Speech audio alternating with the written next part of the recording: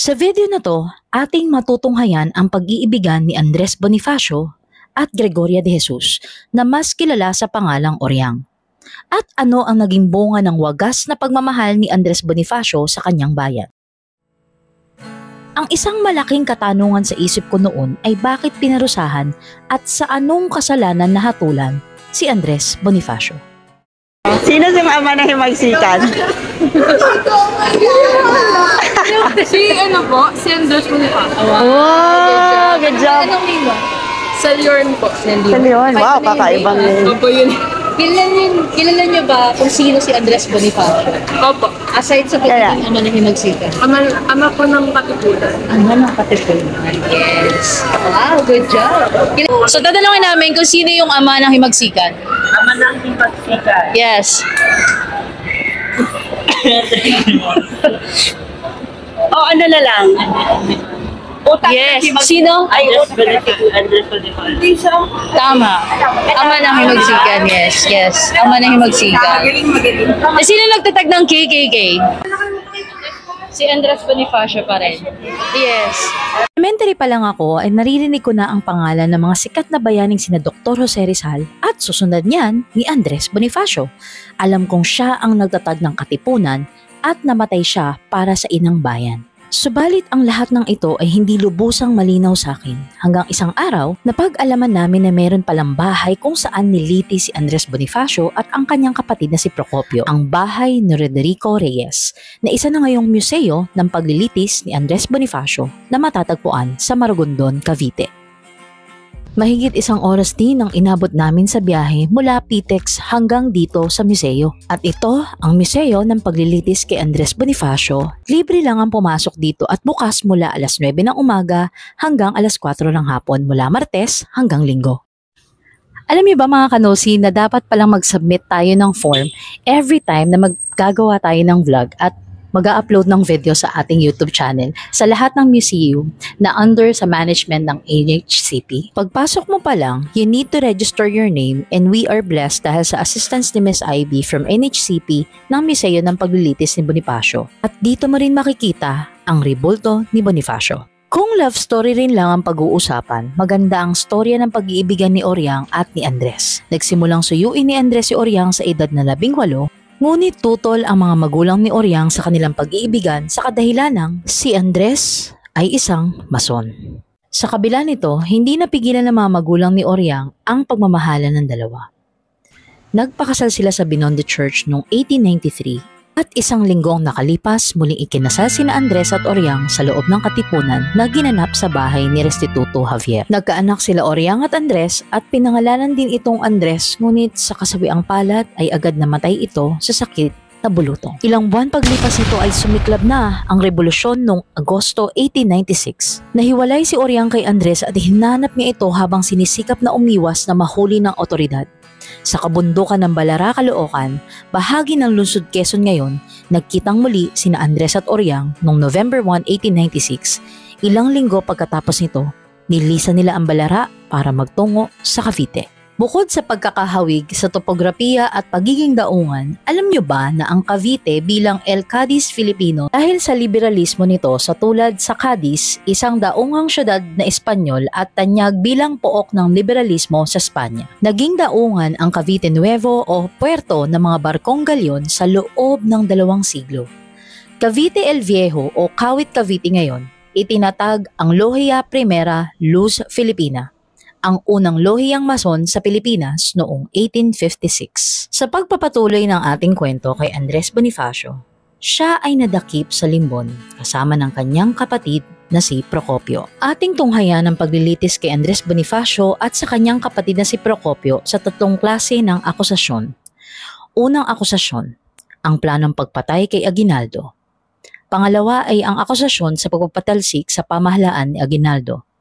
At ang pangatlo ay ang akusasyon ng pagpapasimula ng labanan sa Limbon. At ngayon mga kanosi, saksihan naman natin ang paglilitis na nangyari kay Andres Bonifacio. Ang marinig ninyo ay alam sa mga salaysay ni Supremo Andres, Gregoria Oriang de Jesus at Pedro Giron, ang pangunahing testigo na nagdiinig kay Supremo. Maraming kinuhanan ng salaysay na Konseho de Guerra. Ang testimonya ng ibang mga testigo ay kinuha ng konseho bago ang araw ng paglilitis. Akusasyon ng planong pagpatay kay Aguinaldo.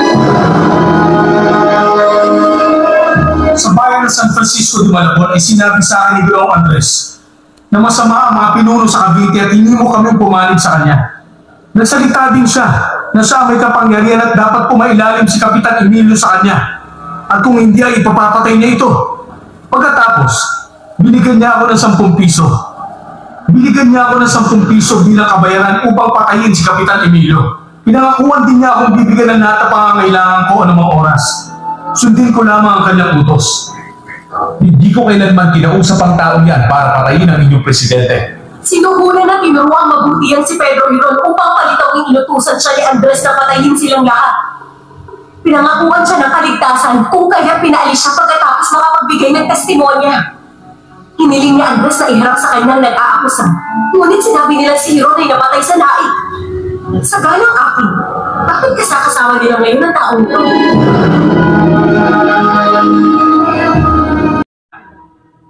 Pagkatapos ang pulong sa tansa, nalaman kong masamang balak ni Ginoong Andres. Nagtipon din siya ng mga kawal at ang hikayat ng mga pinuno ng kawal ng pamahalaan na sumapi sa kanya. Ilan sa kanyang mga kawal ay hinikayat siyang umalis na upang maiwasan ang kaguluhan. Tumanggi si Ginoong Andres at nagbatigas na hindi siya natatakot sa mga pinuno dito sa Cavite. Gaya ng nasabi ko na, hindi ko alam na mayroon na palang bagong tatag ng pamahalaan. Kung kaya't paano ko ipaalam ang bilang at lakas ng aking hukbo? Gayunman, ang Pangulo ng Sangguniang Magdiwang ay muling ibinalik sa aking pamamahala ang mga kawal nito. Sa anong dahilan kayo'y namalagi pa sa limbon simula ng mahalal ang presidente ng pamahalaan ng hihimagsik? Nalalaman ng mga opisyalis ng Magdiwang ang pag-alis ko sa indang patungong Maynila.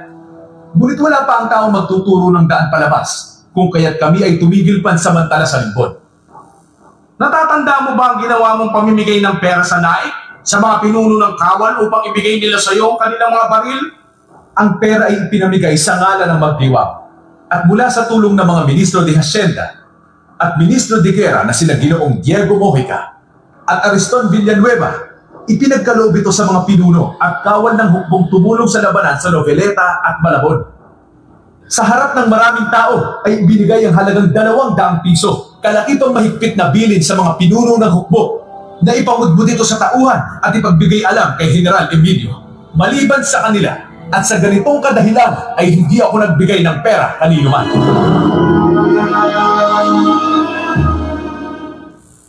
Akusasyon ng pagpapasimula ng labanan sa Limbon. Ang mga dumating na kawal ng pamahalaan ang siyang nagpasimula ng kaguluhan. Hindi ko matiyak kung sino ang unang nagpapatok ng baril sapagkat nang makita ko na maraming kawal ang papasugod sa amin, ako ay tumakbo patungong kagubatan. May nalalaman ka ba ukol sa di umuling utos si Andres na pahintuin ang mga kawal ng pamahalaan sa pagdaan nila sa limbon? At kung hindi sumunod pagkatapos ikatlong sigaw ay papuputukan? Wala akong nalalaman na ganoong utos ang aking asawa. Pagkatapos ng labanan, ay hinanap ako ng mga kawal.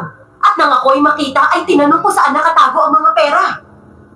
Wala akong maiturong salapi, kaya nag-utos si Coronel Intong na itali ako sa puno at hagupitin. Mabuti na lamang at pinigilan siya ng kanyang mga kasama. Sa puntong ito ay persahan akong dinala ng koronel sa isang bakanting bahay. At pilit na pinalabas ang isang gintong singsing, 12 piso, at isang revolver. Nang kami ay makatawid ng lansangan, ay inutusan niyang lumabas ang mga tao sa isang malapit na bahay at pinaakyat akong pilit sa loob nito. Pagdating sa indang, ay nag-utos ulit siya na ako ay itali. Gayunpaman, hindi ito nangyari sapagkat pumagit na ang ilang mga kawal. Kinubkob na mga kawal ng pamahalaan ang harap at likod ng aking tahanan. Pinaliwanag ng kanilang pinuno na isang koronel na nakatanggap sila ng maling balita na sila ay tatambangan namin kaya nila kinubkob ang aking bahay. Isa itong kasinungalingan at nasaksihan mismo ng koronel na walang nag-aabang na mga tao. Dahil dito, dagliang humingi ng tawad ang nasabing opisyal at pinatawad ko naman. Ipinagwalang bahala ko ang nangyari at inanyayahan ko silang kumain. Bago sila umalis, ay pinabaunan ko pa sila ng mga pakete ng sigarilyo at kami ay naghiwa-hiwalay ng maayos. Maya-maya ay nabalitaan kong iniutos ng koronel na isara ang dakong labas na trinsera at huwag palabasin ng sino man sa aking mga kawal. Dinisarmahan ng mga kawal na nagpumilit lumabas.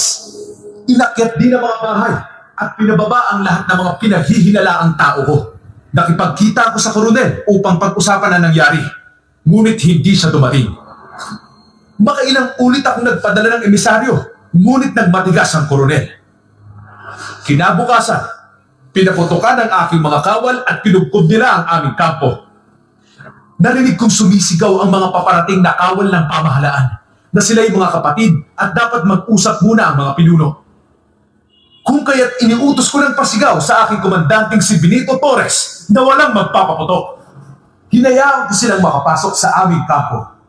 At nang sila'y nasa loob na, ay dinisarmahan ang aking mga kawal at sumigaw ng, "Humarap ang walang iyang supremo na magtatakas ng aming salapi!" Lumabas ako at patakbong yumakap sa kanila habang sumisigaw ng, "Mga kapatid, wala akong ginawang kawalang hiyaan at perang itinatakas." Ngunit ako ay kanilang pinaulanan ng bala hanggang ako'y mabuwal at pagkatapos ay sinaksak sa lalamunan ng isa sa mga pinuno.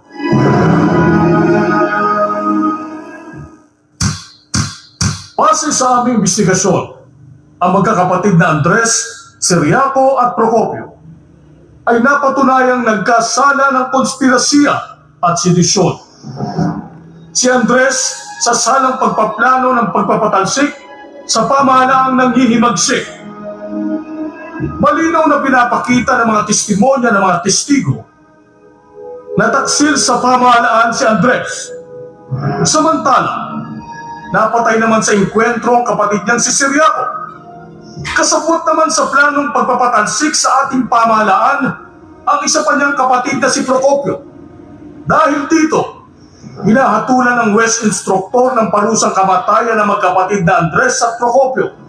Bawat isa sa kanila ay babarilin sa pampublikong lugar ng hanggang 5 beses sa layong 10 talampakan. Depende sa laki at bigat ng kanilang kasalanan. Gayunman, isinusumite ko ang desisyong ito sa lupon upang higit pang pag-aralan at pag-isipan. Nasagot na ang ating mga katanungan hinggil sa mga rason kung bakit pinarusahan si Bonifacio.